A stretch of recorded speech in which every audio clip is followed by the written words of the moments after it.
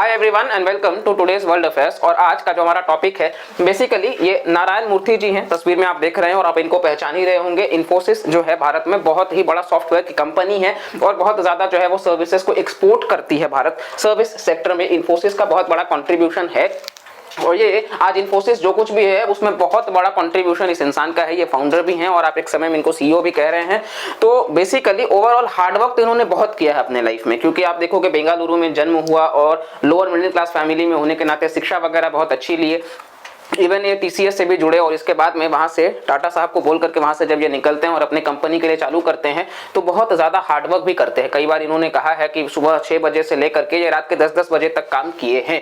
यानी कि कुल मिलाकर के इन्होंने इस बात को सामने रखा है, प्रूफ करा है कि हार्डवर्क से आप बहुत कुछ अचीव कर सकते हो और इस चीज के लिए इनका बहुत सम्मान होता है इस देश में। और आपको हम बता दें ये वही शख्सियत है जिनके आपको दामाद जी जो है वो यूके के प्रधानमंत्री हैं। यानी कि जिस कंट्री पर भारत ने रूल किया था उस कंट्री पर जो भारतीय आज रूल कर रहा है ऋषि सुनक साहब, तो उनके ये फादर इन लॉ भी हैं। तो अब आप बोलोगे कि ये सब तो हमको पता है, हम आखिरकार इस वीडियो में डिस्कस क्या कर रहे हैं। तो दरअसल इन्होंने एक बयान दिया। यूजुअली ये जो भी बोलते हैं काफी हद तक जेन्युइन बातें करते हैं।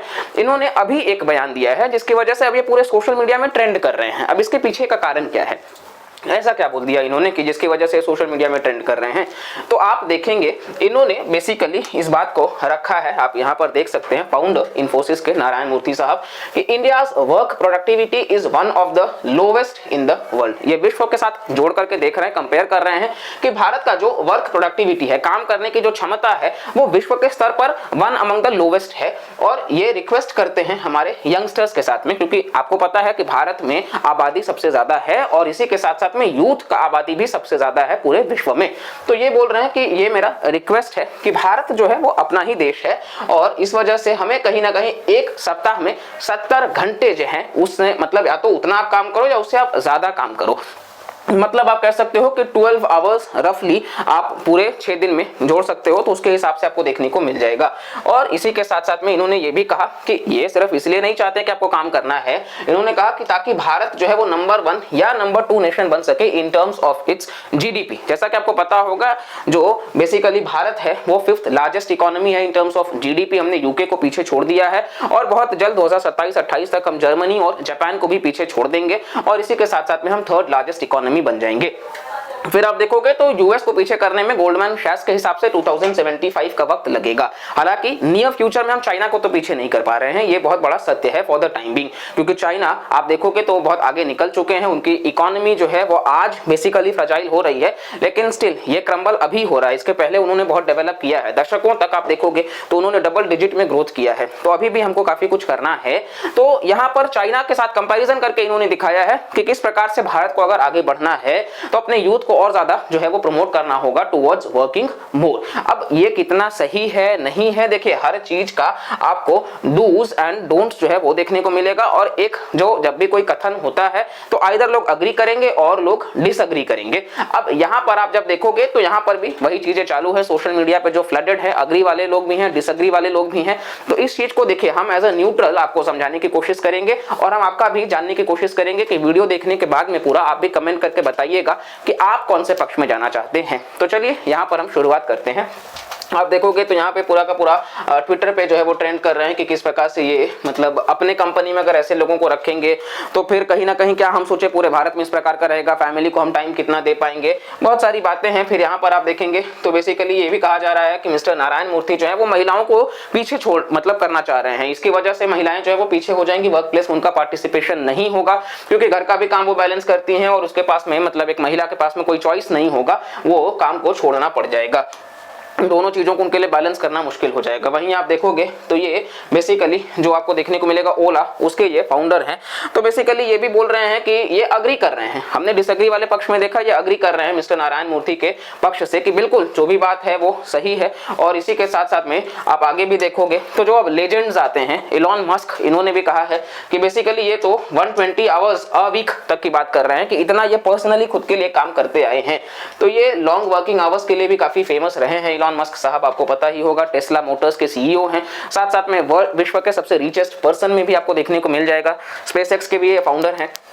और ये बात यहीं तक नहीं आती है, आप जैक मा को भी देखिएगा तो बेसिकली जो माना जाता है कि गरीबी से ये चाइना के आज रिचेस्ट पर्सन बने हैं, अलीबाबा के फाउंडर भी हैं ये, तो आप देखोगे ये भी मानते हैं कि 70 घंटे का काम होना चाहिए। तो ये कुछ ऐसे इंसान है, देखिए ये वो इंसान है जो मानते हैं कि लॉन्ग वर्किंग आवर्स होना चाहिए। अगर आपको एक नॉर्मल से अबव लाइफस्टाइल को जीना है तो आपको हार्डवर्क तो करना होगा और नॉर्मल लोगों से ज्यादा हार्डवर्क करना होगा, ये बात इनकी सत्य है, इसमें हम डिनाई नहीं कर सकते हैं। आप देखोगे सचिन तेंदुलकर अगर आज बैट्समैन में बहुत अच्छे हैं तो उन्होंने नेट्स में उतना पसीना बहाया है, तो आपको किसी और से, देखिए कंपैरिजन यहाँ किसी और के साथ होता नहीं है, आपको खुद के प्रोडक्टिविटी पे 100% जाना होगा और उसको थोड़ा और ज्यादा आगे लेकर के जाना होगा। तो अभी तक हमने देखा कि डिसएग्री में भी और अग्री वाले में भी कि किस प्रकार से यहाँ पे ये ट्रेंड कर रहा है।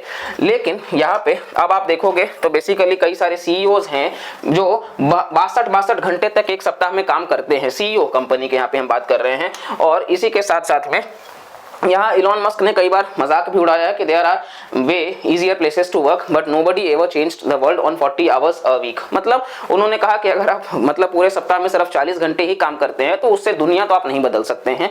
तो इलॉन मस्क जो है वो उनका ये अपना पर्सनल जो है वो विचारधारा आप देख सकते हैं। हालांकि अब हम यहाँ पर तो देख लिए कि चलो ठीक है काम करना चाहिए, काम करेंगे तभी हमारा विकास होगा, इस देश का विकास होगा और देश का विकास होगा, पूरे भारतवासियों का विकास होगा, तो बातें तो ठीक है क्योंकि जब इतने अच्छे अच्छे लोग भी इस लिस्ट में हैं शामिल तो जाहिर सी बात है। देखिए नो वन इज परफेक्ट। अब आप कहोगे कि इलॉन मस्क जो है वो हर चीज में परफेक्ट है, तो ऐसा नहीं है। आपको भी पता है कि उनके पर्सनल रिलेशंस जो है वो उस चीज में बहुत अच्छे नहीं है, तो ऑब्वियस सा बात है कि उन दोनों चीजों को बैलेंस कर पाना सबके बस की बात भी नहीं आती है। इवन आप देखोगे तो कई बार आपको देखने को मिल जाएगा कि जो सुधा मूर्ति जी हैं उन्होंने भी इंटरव्यूज में कई बार कहा है कि बहुत कम वक्त मिलता था नारायण मूर्ति जी के साथ समय बिताने का। उन्होंने अपना मतलब जो पूरा यंग जब वो मैरिड किए थे इसके बाद में ऑलमोस्ट जो उनका यंग एज था वो मतलब उन्होंने इन्फोसिस में ही झोंक दिया था। तो एक आप कह सकते हो कि जो मोमेंट्स होते हैं यहाँ पे जो पर्सनल लाइफ है वो काफी हद तक एक ऐसे स्टेक पे होता है जो कि आप एंजॉय नहीं कर सकते हो, वो मोमेंट्स आप नहीं बना सकते हो। तो देखिए सैक्रिफाइस तो होता है, हालांकि जाहिर सी बात है कि इतना बड़ा कंट्रीब्यूशन जो है कई सारे लोगों को उन्होंने रोजगार दिया है, तो इनडायरेक्टली बहुत बड़ा एक अपने आप में ये बड़ी बात है कि उतना हासिल करना। देखिए जो नीचे से उठ करके ऊपर तक जाते हैं उनको हार्डवर्क तो करना होता है क्योंकि उनके पास कुछ होता नहीं है और कुछ बनाने के लिए सिवाय हार्डवर्क के, तो वो उनको कंसिस्टेंट रखना होगा। अब यहाँ पर आप देखेंगे तो भारत के लिए ये कितना वाजिब है, क्योंकि भारत वो कंट्री है जहां पर आप देखोगे अनएम्प्लॉयमेंट भी है, भारत वो कंट्री है जहां पर जो वर्किंग कंडीशन है वो भी सही नहीं है, इवन जो पेमेंट मिलता है वो भी बहुत ही कम है, अंडर पे लोग काम करते हैं भारत में। अब आप अगर उनको बोलोगे कि वो चाइना में इसीलिए प्रोटेस्ट हो रहा है, आपको पता है चाइना में 996 का जो है वो प्रोटेस्ट चल रहा है। 996 का मतलब है कि 9 घंटे का काम बेसिकली, वो भी 6 दिनों तक और 9 to 6 का, इसीलिए ये 996 का आपको प्रोटेस्ट चाइना में देखने को मिलेगा कि इस प्रकार का टॉक्सिक कल्चर होता जा रहा है। इवन वेस्ट में भी आपको देखने को मिलेगा कि वो लॉन्ग वर्किंग आवर्स के अगेंस्ट में है। धीरे धीरे लोग जो हैं वो आपको देखने को मिलेगा कि वो काम को आसान बनाना चाह रहे हैं। देखिए काम में जब तक आपके मजा नहीं होगा, फन नहीं होगा, तब तक आप उस काम को लॉन्ग टाइम के लिए एंड्योर नहीं कर पाएंगे। और भारत के केस में आपको देखने को मिलेगा कि काफी हद तक पेमेंट जो है वो बहुत कम है, वर्किंग कंडीशंस भी नहीं सही है। तो अगर इस प्रकार की बातें रहेंगी तो जाहिर सी बात है लोग जो हैं वो धीरे धीरे डिप्रेशन में जाने लग जाएंगे, लोगों का जो दिमाग है वो मेंटली वो कमजोर हो जाएंगे और मृत्यु तक हो सकता है। क्योंकि इसकी वजह से आप देखोगे हाइपरटेंशन हो सकता है, इसकी वजह से आप देखोगे तो पैरालिसिस हो सकता है, स्ट्रोक हो सकता है, हार्ट अटैक्स हो सकता है। और ये हम नहीं कह रहे हैं, बेंगलुरु के कार्डियोलॉजिस्ट हैं वो भी आपको हम दिखाते हैं कि उनका ये बात आपको सामने हम दिखा रहे हैं। ये आप देखेंगे कि डॉक्टर दीपक कृष्णमूर्ति, उन्होंने साफ साफ बताया है कि जब ये बात चला है 24 आवर्स पर डे के हिसाब से उन्होंने टाइम को फ्रैगमेंट किया है और उन्होंने बताया कि इसी वजह से आज यंग पीपल जो हैं वो हार्ट अटैक्स के बहुत ज्यादा शिकार हैं।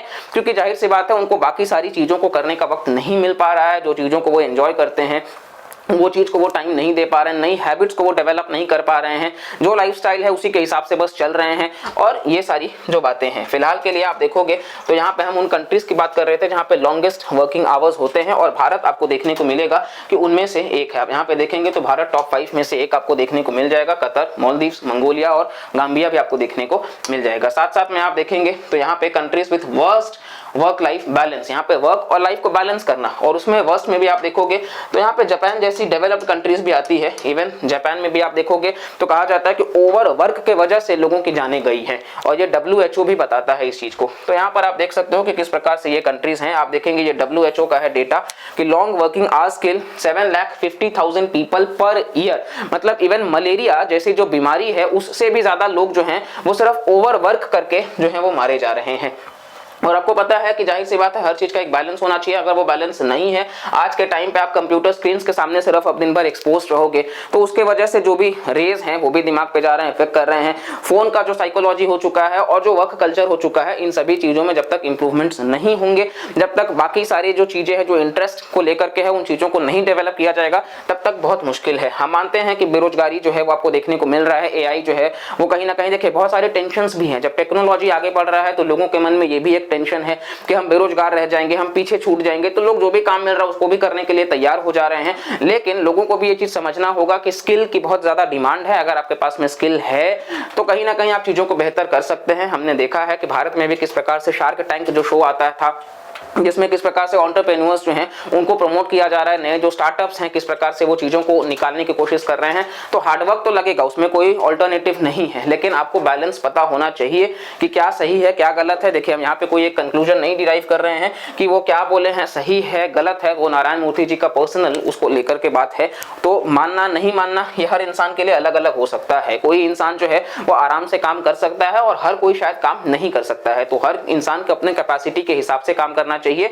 और बाकी चीजों के जो हमने बात करा है कि भारत में जो सोशल सिक्योरिटी है उन सबको इंप्लीमेंट करना चाहिए और लोगों के लिए जो अंडर पेमेंट में वो काम कर रहे हैं वो चीजें नहीं होनी चाहिए, क्योंकि मॉनेटरी बेनिफिट्स जब तक नहीं होगा तब तक भी एक मोटिवेशन नहीं होगा। क्योंकि पॉवर्टी में बहुत ज्यादा लोग रह रहे हैं, इन्फ्लेशन आप देख ही रहे हैं किस प्रकार से है। तो इन सभी चीजों को बैलेंस करने के लिए कहीं ना कहीं सरकार को भी इस चीज में और प्राइवेट सेक्टर को भी इस चीज में प्रॉपर लॉ होना चाहिए और एकजुट होकर के एम्प्लॉइज के लिए भी कुछ बेहतर करना चाहिए। तो ये खैर इस वीडियो से सिर्फ हम इतना ही एक्सपेक्ट करते हैं कि आपको इस वीडियो से कुछ नया जानने को मिला होगा। आप भी अपना पक्ष रख सकते हैं कि आपके हिसाब से मतलब ये अगर आता है भारत में इस प्रकार का कुछ तो वो सही होगा या गलत होगा। और आप बिल्कुल जो भी आप आंसर दीजिएगा कोशिश करिएगा कि एक मतलब वो रिफाइंड आंसर हो, ठीक है। बाकी जो भी रहेगा हम उसको लेकर के भी मतलब चैनल पर आगे वीडियोस लाते रहेंगे। एंड आई होप कि आपको हमारी वीडियोस जो है वो पसंद आ रहे हैं। तो प्लीज अगर पसंद आ रहे हो तो लाइक कर दीजिएगा, सब्सक्राइब कर लीजिएगा और कमेंट भी करते रहिएगा और मैक्सिमम लोगों तक शेयर करिएगा। ये वीडियो को स्पेशली शेयर करिएगा ताकि हम समाज में इस प्रकार के वीडियोस बना सके कि ये जो बातें हैं इसको लेकर के चर्चाएं बहुत कम होती हैं।